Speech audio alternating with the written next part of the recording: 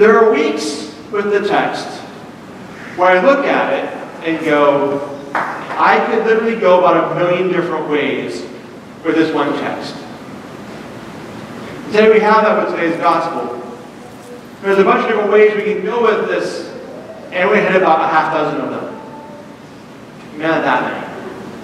But if we look at it and say, really Jesus calls for all of us to give up everything we have and then to go and follow Christ. And so, we should all just leave today, sell everything we have, give all to the poor, and then do something else. I mean, we can be like the saints of old, right? Who gave up family businesses, sold everything, wore just one robe the entire year, started monastic orders. We could do that. Of course, I would have just a whole bunch of different monasteries all over the place. And what else is going to happen? And also realizing that all of us have different calls. All of us have different responsibilities. All of us have different ways for us that God has ordained for us to be. Not all of us are called to be monks and nuns. Hard to believe, I know. But there is a wonderful thing that when we see these saints of old who have done this, the inspiration that they give to us.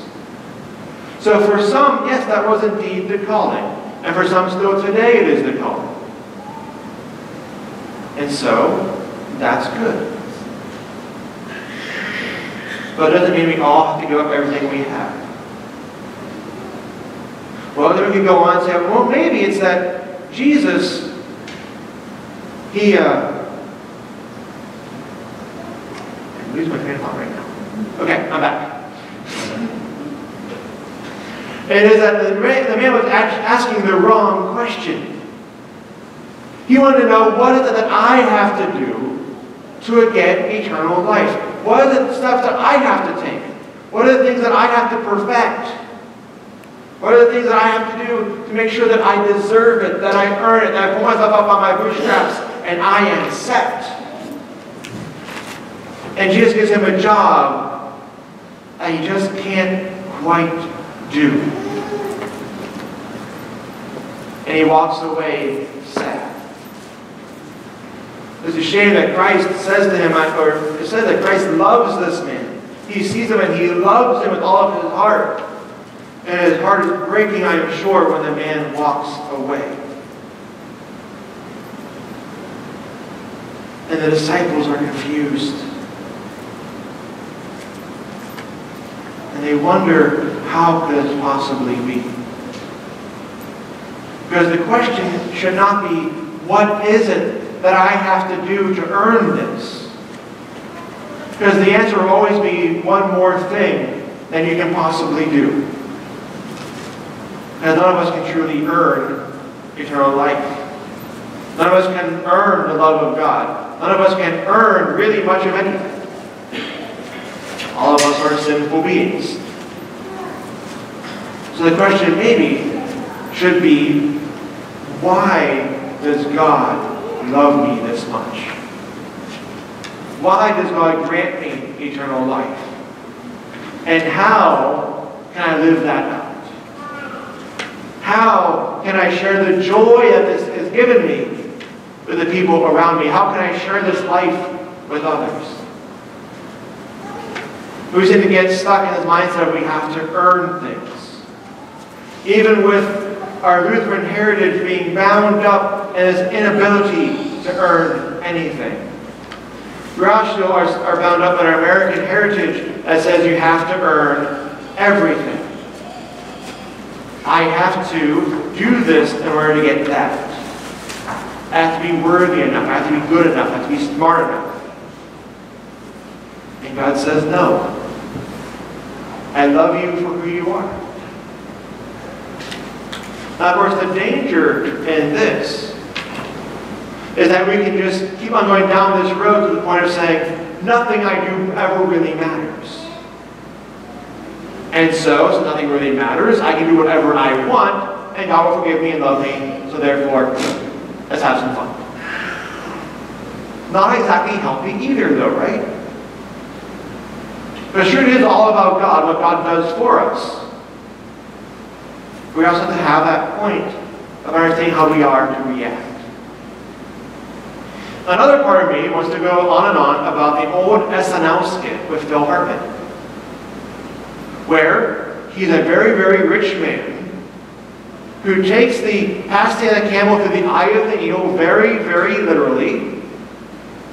And so as scientists developing not only really giant needles, because that might be too much of a workaround, but also scientifically designing very, very, very small camels so they can walk through the eye of a regular needle. And of course destroying all the camels that, no matter how cute they are not quite small enough. Our adventures of missing the point always continue. But what are we to do with today's text? Well, it asks us a very hard question as well. How much do we love our stuff?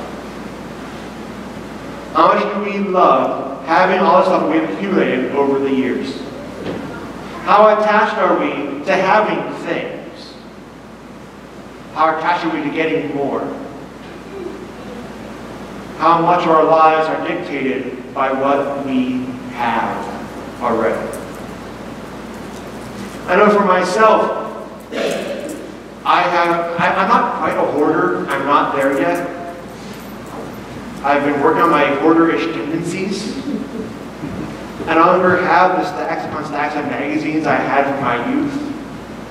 When I moved, I was able to recycle them and finally let them go. Although I still have all the CD cases, for all the CDs are in the big travel case anyway. And I've been ridiculous at times. Because part of me imagines if I let go of something, that part of my life is now gone, even though it's trash. That's not good.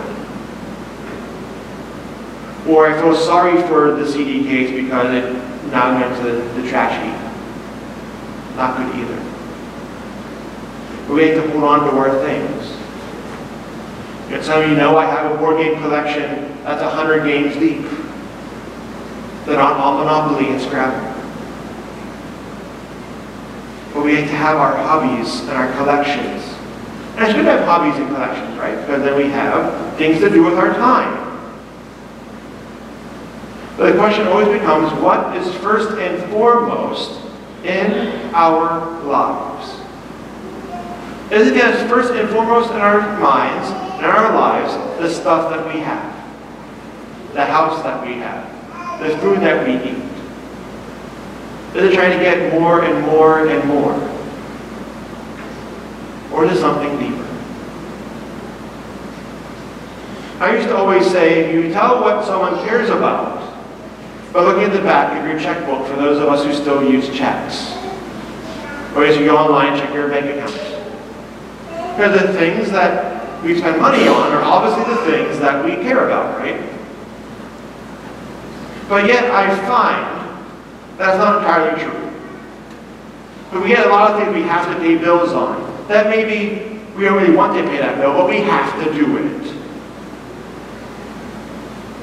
But instead what it is that which we spend our focus on, that which we spend our money on, will inherently begin to take control of our focus. For instance, how many people here play fantasy football? Anybody? We have one in the very back. Okay, I'm out there. Cool. It's the Dave and Dave show. So, question for you two. Before you play fantasy football, how many teams did you care about watching on a Sunday? One. Okay. Zero. Okay. So what, the Lions? Okay, good. You're root for the home team. Good job. Watch the Lions. So, since you started with fantasy football, How many teams do you now want to watch the game for? All of them. All of them? How about you? Stats. What? Stats. Nothing but stats. But the stats now can see you though too, right? Now you have to make sure, okay, how many yards did they get? How many touchdowns did they get? How many interceptions did they have? And you gotta watch the game and see and root for your guys. You're rooting for the teams. No, you're rooting for actual players, right? Your player has to do the very best so you can win that game. I want to ask you if you're gambling on that, because that's illegal. But if you are, you probably care even more. Because the things we put our money into, our resources, because we see our time as being how we get that money in the first place. I've given myself, I still look at everything I spend. Back when I was working at Giant Eagle in the deli, making minimum wage, back in that day it was $5.15 an hour with no benefits. And I would everything go, if I was working that job still, how many hours would I have to work to buy this? That's a lot of hours to buy everything, by the way. So the question now becomes, if we spend all our time, all our funds on stuff, great. Our focus begins to be on our stuff. What happens when we invest our time and our money into people? How much more do we start to care? We start not looking at ourselves first, but when we start giving it away to somebody else, it can be really hard the very first few times. You know, well, I can give it to you, but then I can't get this other thing for myself I wanted to get. I can't do what I wanted to do at first. But then you start doing it, and you realize you're starting to care more and more about the people you are helping, instead of yourself as much. What we put our resources in will, over the course of time, change our focus. So he's telling this young man, go and give up what you have. Go and give up all the stuff that you accumulated over these years. We're now going to refocus your intents. And the question was again, what do I have to do to attain eternal life? What is in this for me? I'm going to change that focus for you. And not what's in it about for you, but how can you be a blessing for other people? How can you give of yourself to make this world a better place? It seems to me the richer we are, the more stuff we accumulate, therefore we have to focus more and more on ourselves. But I said it's hard for the person to enter the kingdom of God who is rich, which is weird for the disciples because just as it is now a lot of times, we see the people who have everything as being the most blessed people in the whole wide world. They must have it going on, must have everything put in order correctly. We want to learn from them. And here he's saying, not so much.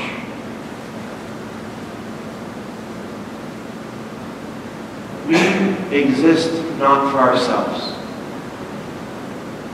We are meant for far more than ourselves.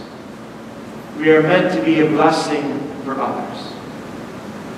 And we find that the more we bless others, the more joyful it becomes. The more joyful our hearts sing. That keeps us in touch with our living God who forgives us first. Our living God who sacrificed his own life for us.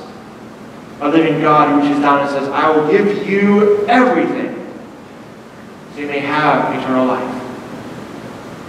So now go and do likewise and love and care with all that you have so that my love may be known. Amen.